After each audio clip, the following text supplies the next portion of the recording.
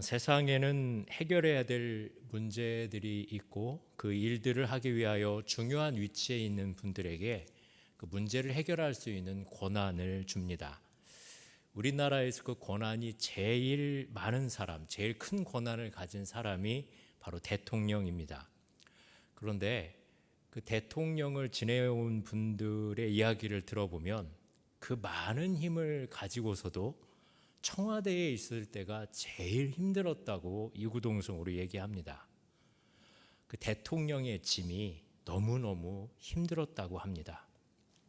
사람마다 직책이나 소유나 권한을 가지고 있으면 우리는 그것을 가지고 있기 때문에 그 사람이 좀 더 편하고 무슨 일을 할 때 수월할 거라고 생각하지만 그 사람만이 가지고 있는 어려움들이 다 있기 마련입니다.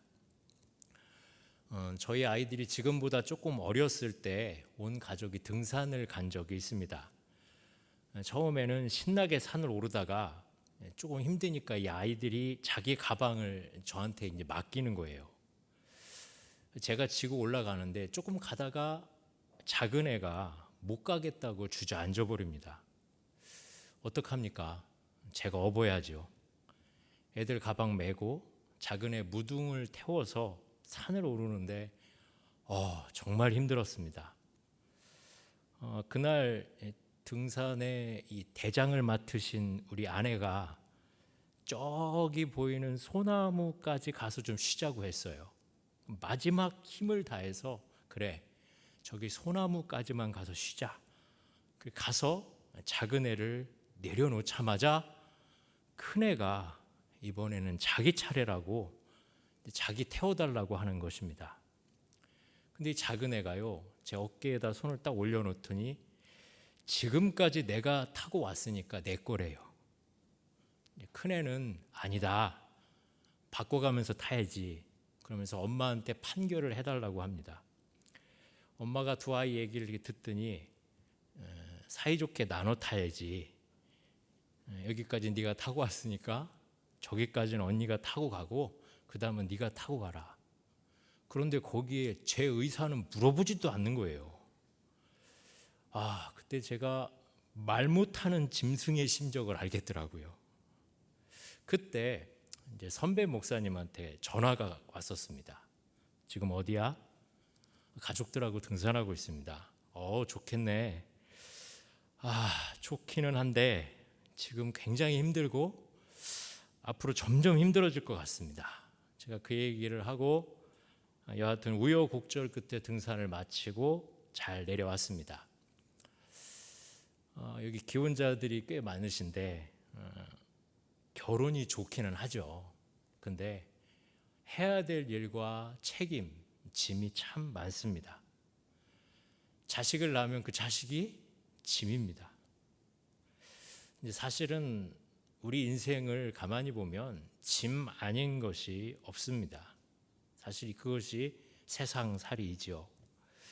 그래서 그런지 요 사이에 이 젊은이들이 결혼을 안 하려고 합니다. 책임지기 싫은 거예요. 근데 결혼 안 하면 짐이 없어질까요? 안 해도 짐이 있습니다. 혼자 사는 짐이 또 있습니다. 자식이 없으면 짐이 없을까요? 자식이 없어도 짐은 있습니다. 외로움의 짐, 허무의 짐, 죄악의 짐, 먹고 사는 것, 자기 혼자 먹는 것도 짐스러워요. 일생 모두가 다 짐입니다. 이 짐에서 우리를 좀 벗겨주고 해방시켜줄 분이 누가 있을까요? 사람들은 이 짐 벗으려고 그렇게 여행을 좋아합니다. 직장 안 가도 되고 이래서 자유롭게 내가 가고 싶은 대로 발길 닿는 대로 떠나고 싶어 합니다.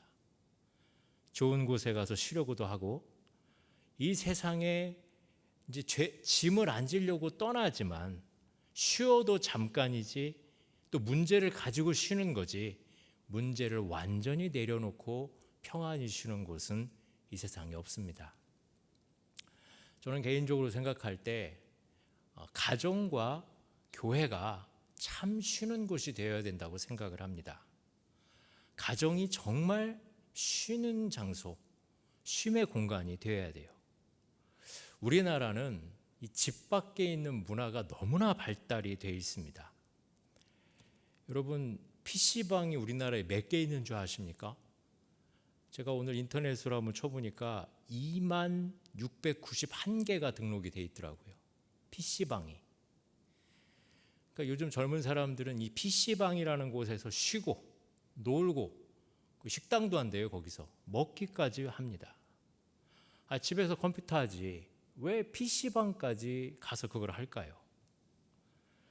집에 방 있지 않습니까? 내 방에서 편안히 쉬어야 되는데 집 안에 있는 내 방에서 쉬어야 되는데 우리나라는요, 이 방들이 다 집 밖에 나가 있어요.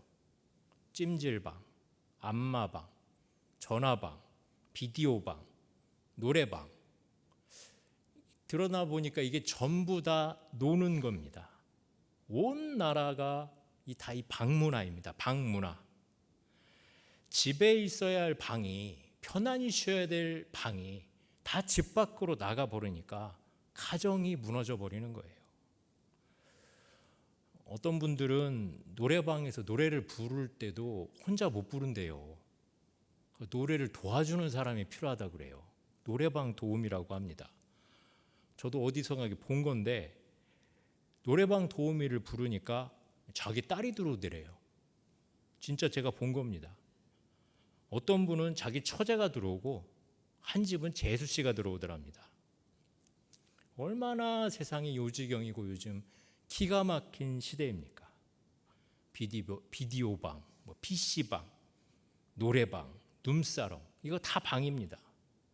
신천지도요, 복음방이라고 만들어서 세상 사람들 인생 다 망쳐놓고 하여튼 집 밖에 있는 이 방들이 큰 문제입니다.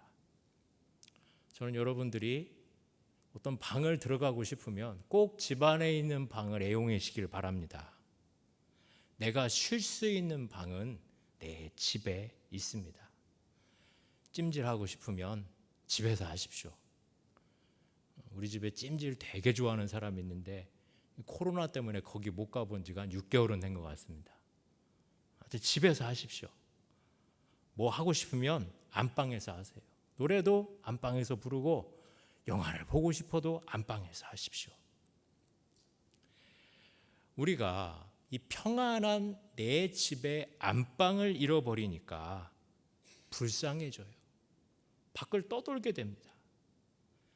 일을 그렇게 많이 하고 돈을 그렇게 많이 벌어도요, 무언가 고단한 것 같고 억울하고 또한 불안한 거예요. 저는 여러분들이 여러분의 가정과 교회에서 평안히 안식하시기를 주님의 이름으로 축원합니다.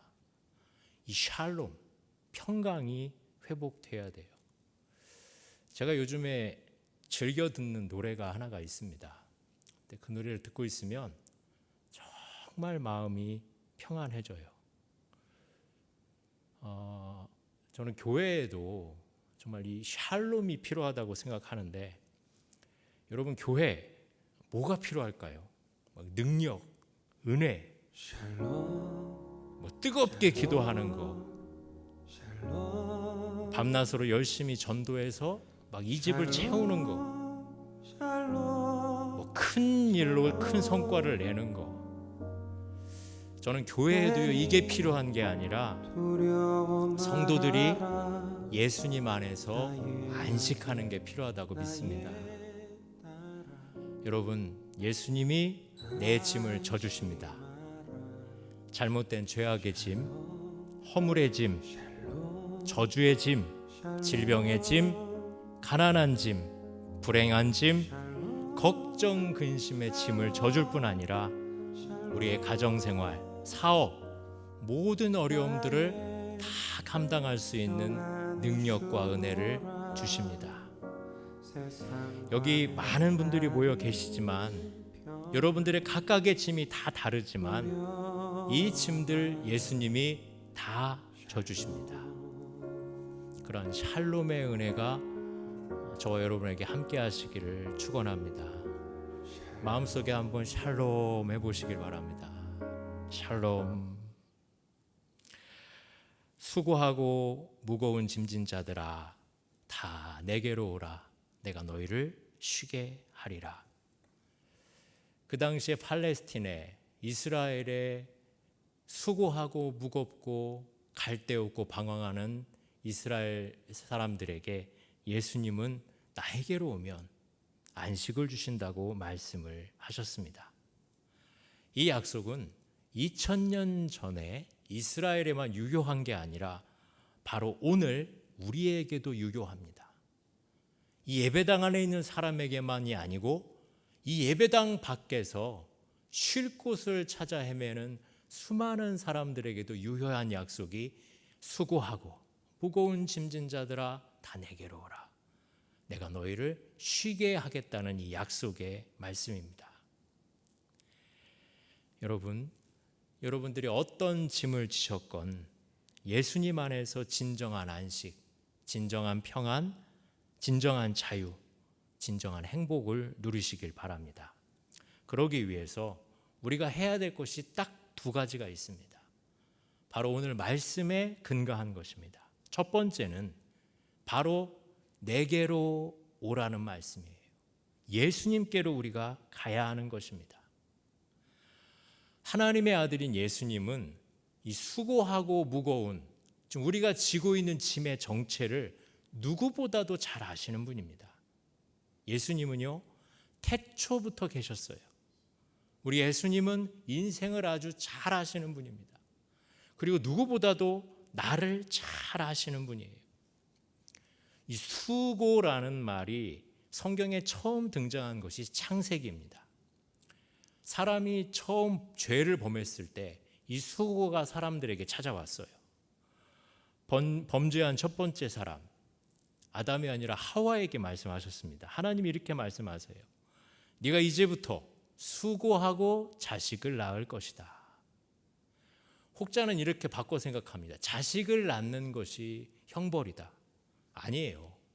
자식을 낳는 게 벌이 아니고 수고로 낳는 게 벌이에요. 수고가 처벌이에요.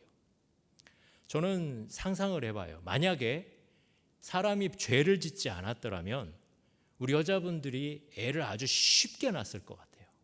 수고롭게 낳는 게 아니라 아주 쉽게 유쾌하게 낳았을 것 같아요. 그냥 아이 하나 낳자. 하나, 둘, 셋, 쑥! 지금은 그냥 너무 힘들게 애를 낳지만 우리가 그 벌을 받지 않았더라면 아주 쉽게 아기를 낳았을 것입니다. 남자인 아담에게도 하나님께서 이렇게 말씀하셨죠. 이제부터는 종신토록 땀을 흘리며 수고할 것이다. 이 아담에게 준 수고도 단순하게 노동, 일하는 걸 의미하지 않아요. 이 일은요 아주 고통스러운 일이에요. 여러분 일도 즐거운 일이 있지요? 반면에 또 고통스러운 일이 있어요. 성경은 노동의 가치를 아주 귀하게 평가합니다. 노동은요 인간이 타락하기 전에도 이 세상에 있었어요. 하나님께서 만드신 동산에서 사람들은 일하고 살았어요. 근데 죄가 세상에 들어와서 타락이 왔을 때 달라진 것이 즐거워야 할 노동이 고통스러운 노동이 되어버린 겁니다. 수고하게 된 거예요. 그래서 이 죄 문제가 해결되지 않으면 우리에게 참된 안식은 없습니다. 저도 여러분도 이 죄 문제가 해결되지 않으면 평안하지 않아요. 자유함도 안식도 없습니다. 성경은 이 죄 문제를 해결하는 이제 하나님의 역사 그리고 하나님의 시도, 사람에게 끊임없이 죄 문제를 해결하는 방법을 안내하는 그러한 역사입니다. 이사야는 장차 오실 메시아, 예수님이시죠. 이 예수님을 예언하면서 이렇게 얘기합니다. 그는 실로 우리의 질고를 지고 우리의 슬픔을 당할 것이고, 이 질고라고 말하는 것은 질병, 고통 이런 것들이에요. 그 예수님께서 우리의 질고, 우리의 질병, 우리의 고통을 대신 짊어주시고 치유와 안식을 주신다고 하십니다. 그러니까 우리가 예수님께로 가면 우리가 안식을 얻는 거예요. 근데 여러분 잘 알듯이 이사야서에 예언된 예수님이 어떤 예수님이십니까? 영광스럽고 아름답고 화려한 그런 예수님이신가요? 막 죽음을 이기고 인생을 성공하고 모든 어려움과 역경을 이기신, 그리고 막판에 부활하신 최후의 승자, 이사야가 그렇게 예수님을 그리나요? 아니에요. 이사야가 그때 말한 그 예수님은 부활, 승천 이런 예수님이 아니라 고난당하신 예수님, 우리를 위하여 질고와 고통을 짊어지신 예수님이에요. 조금 제가 여러분들에게 이해하기 쉽게 더 쉽게 얘기하면 성공하신 예수님이 아니라 실패하고 막다른 곳으로 향하여 죽으신 분, 그 예수님이에요. 우리의 죄를 짊어지시고 죄를 이기신 예수님의 이 표정을 보면 십자가에 몸부림치고 있는 예수님, 편안하지 못한 얼굴, 일그러진 얼굴, 절규하는 목소리, 고통당하는 주인공, 그 예수님이 자꾸 떠오릅니다.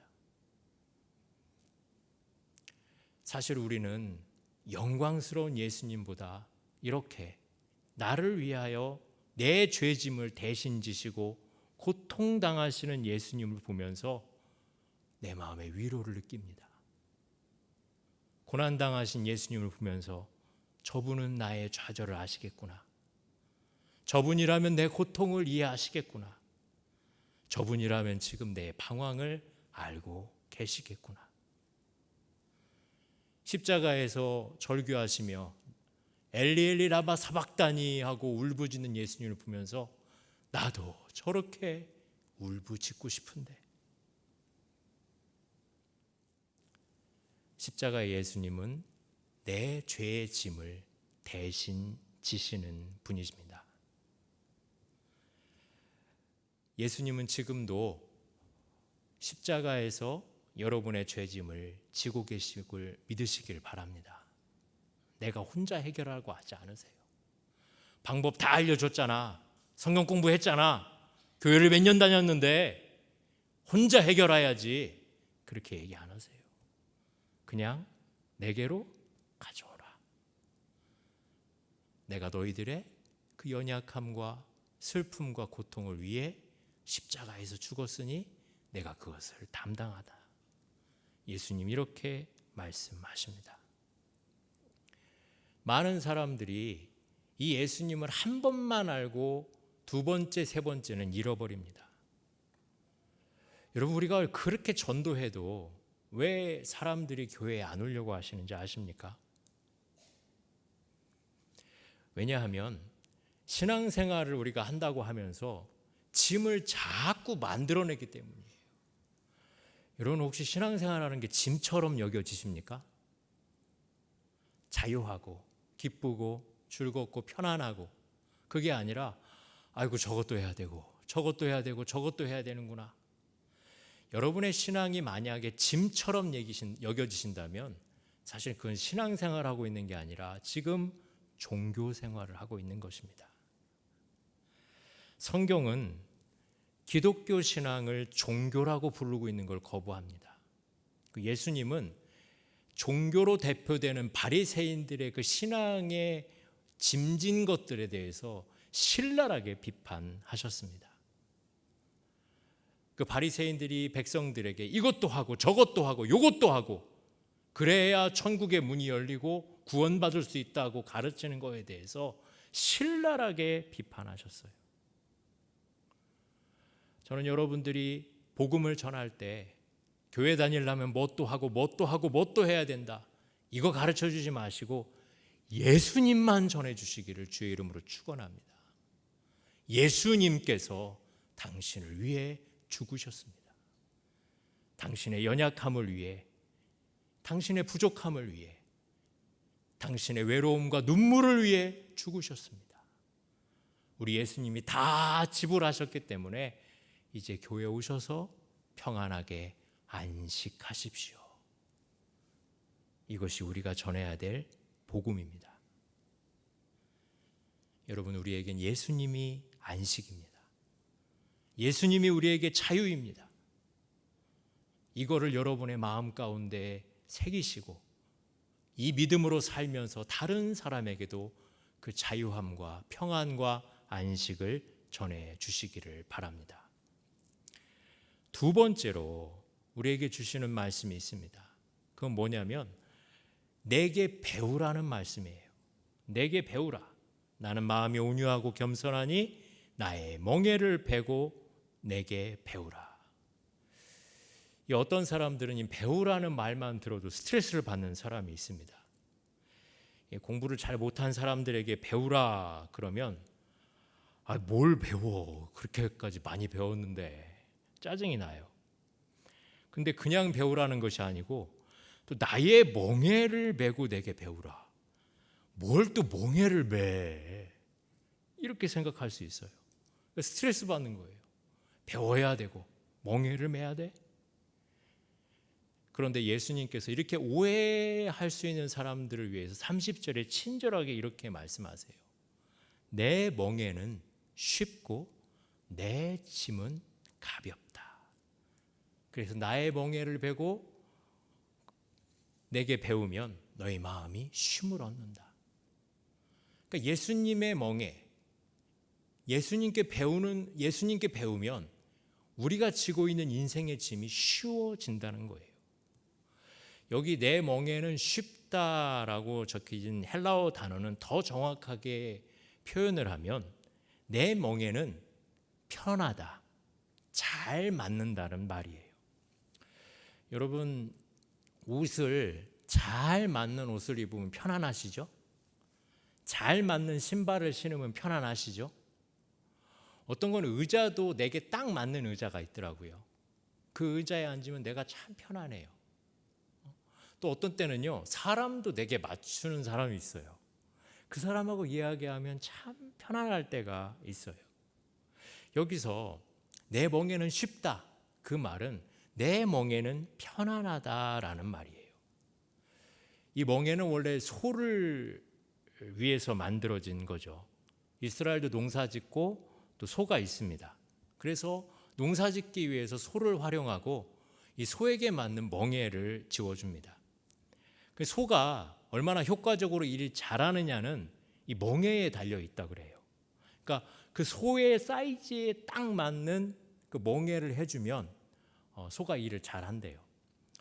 소도 그 1인용이라고 해야 되나? 한 마리가 끄는 멍에가 있고 두 마리가 끄는 멍에가 있죠. 제가 찾아보니까 소 한 마리가 끄는 쟁기를 홀이라고 하고 소 두 마리가 끄는 쟁기를 결이라고 하더라고요. 그러니까 오늘 예수님의 이 말씀은 결의에 관한 말씀이에요. 그 예수님의 직업이 원래 뭐셨죠? 목수셨어요. 그 목수셔서 이 멍에를 잘 만드셨어요. 그래서 아마 예수님과 예수님의 아버지인 그 요셉의 그 목공소에는 뭐 이런 게 걸려 있을지 몰라요. 우리 집의 멍에는 잘 맞습니다. 이렇게 걸려 있을지도 몰라요. 이 멍에가 굉장히 중요해요. 소 두 마리가 일을 할 때 주로 어미소와 새끼소가 일을 하게 한대요. 어미소는 덩치가 크고 새끼소는 작죠. 새끼소는 지 마음대로 막 가려고 하는데 어미소가 이렇게 살살 타이르면서 데리고 가는 거예요. 어떤 때는 선배소가 있고 후배소가 있어요. 좀 연륜이 있는 소가 있고 연륜이 없는 소가 있는데 앞에서 가는 소의 멍에와 따라가는 소의 멍에가 조금씩 다르다는 겁니다. 여러분, 우리의 인생에도요, 하나님께서 너는 앞으로 이렇게 살고 이렇게 해라. 그 너에게 이러이러한 능력을 줄 테니까 혼자 잘해봐. 이런 인생 거의 없어요. 우리 예수님은 우리의 인생에서 저와 함께 협력하기를 원하세요. 그러니까 여러분의 인생 안에 같이 멍에를 지고 우리 예수님이 앞서 가시고 우리가 뒤를 따라가고 우리 예수님이 주가 되시고 우리가 부가 되어서 우리의 인생에 같은 멍에를 지게 하시는 거예요. 저는 이 멍에를 생각하다가 노련하고 그리고 친절하고 다른 사람을 배려하는 그런 선배를 만나면요, 무슨 일을 하든지 참 편해요. 근데 막 성격이 괴팍하고 자기 맘대로 하고 그리고 거칠게 대하면 따라다니는 같은 멍에를 맨 사람이 굉장히 불편하죠. 여러분, 우리 예수님은 어떠신 분 같습니까? 여러분의 인생에 들어오셔서 함부로 막 예수님 마음대로 여러분들을 이리저리로 끌고 가실 것 같으신가요? 아니에요. 오늘 말씀해 주신 것처럼 굉장히 쉽게 가게 하세요. 근데 그러려면 어떻게 해야 되냐면 앞서 가시는 예수님을 잘 따라가야 돼요. 보조를 잘 맞춰 가야 돼요. 소들은 이 멍에가 때에 따라서는 일을 참 쉽게 할 수 있는 편리한 도구예요. 내가 멍에를 졌네. 이 멍에를 치니까 일 안 해. 싫으네. 그게 아니고 내가 일은 해야 되는데 이 멍에를 치면 내가 손쉽게 일할 수 있구나. 작은 소 같으면 이 멍에를 맨 큰 소를 내가 따라만 다녀도 내가 오늘 할 일을 쉽게 하겠구나. 저는 여러분의 인생의 멍에 안에 들어오셔서 여러분과 함께 그 멍에를 치시고 여러분에게 도움 주시고 큰 힘 주시고 인도하여 주시는 예수님을 잘 따르시기를 주의 이름으로 축원합니다. 나의 멍에를 메고 내게 배우라. 그러면 너의 마음이 쉼을 얻으리니. 이 쉼이라는 말도 그냥 무작정 무한정 쉬는 쉼이 아니에요. 내가 새로운 도약을 위해, 내가 성취할 과제를 위해, 그것을 위해 나도 언젠가 저 앞에서 예수님처럼 다른 사람을 이끌겠지. 그런 믿음으로 한 발짝 뒤에 물러나는 것을 이 쉼이라고 합니다. 사랑하는 여러분, 여러분의 인생에 예수님이 계시면 이미 여러분들은 안식하고 계신 것입니다. 내가 지금 일은 하고 있지만 그 일이 아주 쉽게 예수님을 따라간다면 큰 고민하지 않고 큰 고집 부리지 않는다면 사건 사고 없이 설령 사건 사고가 있을지라도 예수님이 그것을 넘어가게 하시고 그것을 잘 극복하게 하십니다. 우리의 인생 참 어렵고 힘든 세상을 우리가 지금 살고 있습니다.